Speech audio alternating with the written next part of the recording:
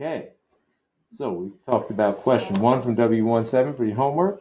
Let's look at a couple other here to make sure you get to go for the homework tonight. So these first 4 questions, notice up here, you can check out the YouTube on this, and a very similar process to what we did in the notes, page 14 and 15. And this idea of go through the leader, I think you did that in chem, so same idea over here. All right, let's check out another one of these. You always have an OG, a starting physical quantity. There it is. So 0.006, 6 looks like GW. That's gigawatts, but that doesn't matter. What does matter is that here's a prefix, and we're ultimately trying to turn it into kilowatts. And again, it doesn't matter if you know the W. So here we go. How are we going to do it? Well, multiply by a fraction. Here's your fraction. Here's your division line. Remember, find the name of that line. That's your little bonus question there.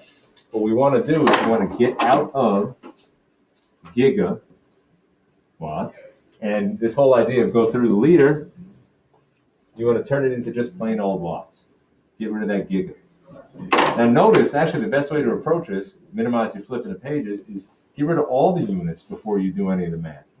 That's your fraction with the parentheses. And now on this one, once we have GW gone, we want to turn watt or W into KW, kilowatts. And so once we have that all lined up, we're going to get and we're going to be in the unit we want. So here, now we find the numbers.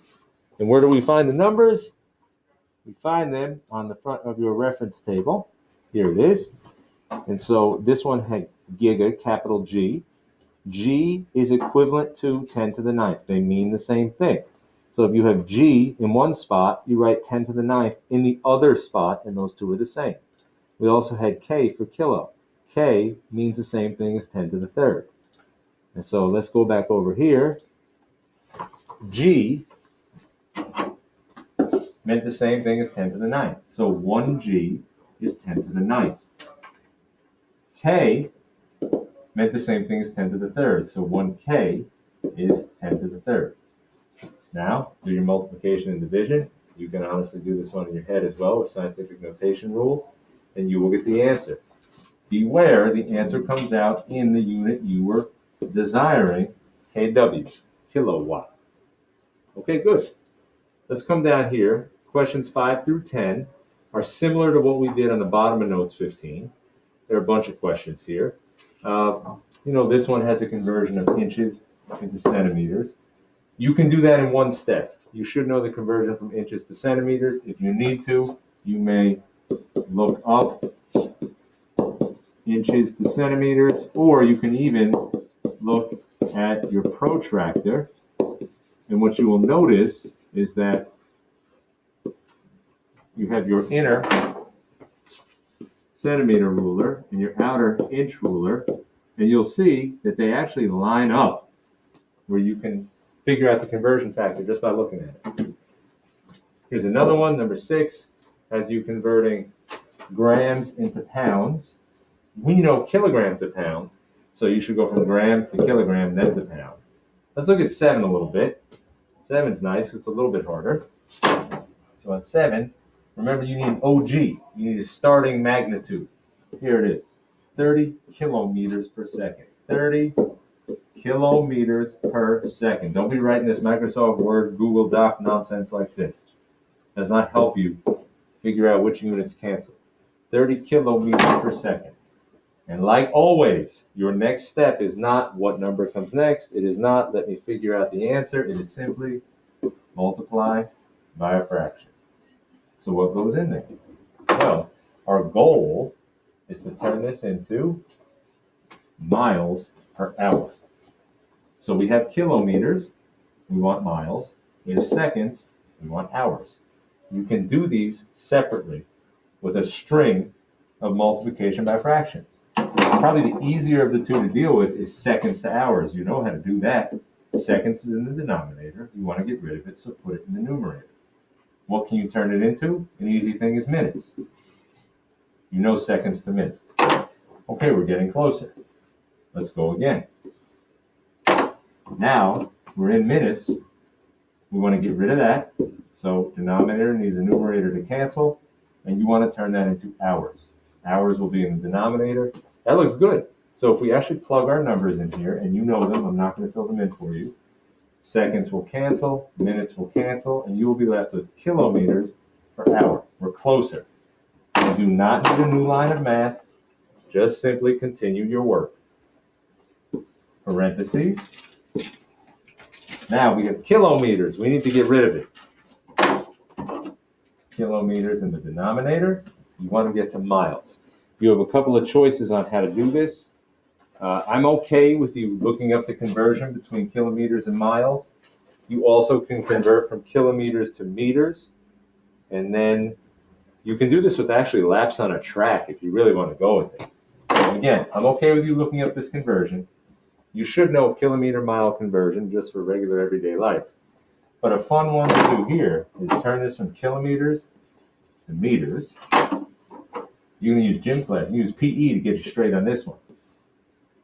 Then you can turn meters into laps on the track. You should know how many meters in a lap. If you don't know, look it up, even if you're not doing it this way. Then you can convert laps to miles. You should know how many laps on a track give you a mile. If you don't know that, look it up. Outdoor track, not indoor track. So that's a pretty cool way to use your PE class to get you all the way down to what you need. So let's see here. Now, meters, kilometers will cancel. Meters will cancel. Laps will cancel. And we will be left in miles per hour, exactly as we want it. So this method is fantastic. It just goes. It just stacks. Scalable, they call it. These last three down here, you absolutely must do. I don't want to hear any nonsense about it's too hard or any other business. I don't care if you've ever heard of a universal mass unit or a mega electron volt. The point of this is that it is mechanical. It is skill-based, and it's just a numbers game. Our OG here, 0.02 universal mass unit. I told you the symbol is U. Your first idea must be, I need to get to a different unit, multiply by a fraction. Now, you want to get rid of the unit we are currently in, U. What can we turn U into? Maybe a prince. No, we can turn U from your reference table, go up here, PRT1. It actually says that in the instructions. For questions 8 to 10, use PRT1, list the physical constants. So go in here, and you will find, oh, here it is, one universal mass unit, 1U. Remember, every line on the reference table is exactly equal to itself, meaning this is a conversion factor. Just like 1 kilo was 10 to the third, one universal mass unit is 9.31 times 10 to the 2. It's the unit we wanted, MeV, mega electron volt. Isn't that nice? Yes. So here, we actually have a conversion to MeV on the front of your reference table. The U's will cancel. The numbers are on the reference table. So though this looks confusing, do the process. The numbers are literally right here. The number for U is attached to it. There it is. The number for MEV is attached to it. Here it is over here. Highlight that for you. Here it is for MEV. Pop it right into that equation, and boom, you will get the right answer. You're going to do that for these two as well. All right, going on to the back, I'll go over one of these with you. This is really a nice exercise. This is all estimated. So don't beat yourself up like, uh-oh, I don't know exactly. This is just estimated. A full elevator. So here's a question that you might be asked, which is, an elevator can support a mass of some number of kilograms, and that's in addition to its own mass. How could you possibly get that? Either you're guessing or you're thinking through this step-up process. You got to start with something. You need an OG. Your OG here is this one. You know how many people can go in an elevator. Whatever you think it is. Maybe it's 10, maybe it's 15, maybe it's 20. You make your choice. I'll pick an easy number. I'll say maybe for a max, if it's a small elevator in an apartment building, let me say 10 people. You might not agree with that. That's okay. You might say 15, you might say 20, but the difference is not really significant, as you'll see. People are, on average, approximately blank pounds. Well, maybe I'll say 150. It really doesn't matter. You could say 100, you could say 200. It'll come out okay. Therefore, an elevator can support. Well, watch how this process works. Your OG is your 10 people. 10 people. I want to turn this into kilograms. Here's a conversion factor. I want to turn people into pounds. After that, I've been going green with this. People into pounds. After that, I want to turn pounds into kilograms. And then when I'm all done, I will actually have the number of kilograms that an elevator can support. So we made an estimate for this one. I wrote over here 150. You might write 200. You might write 100. I would not write 137 because it just makes your math harder, and we're just estimating anyway.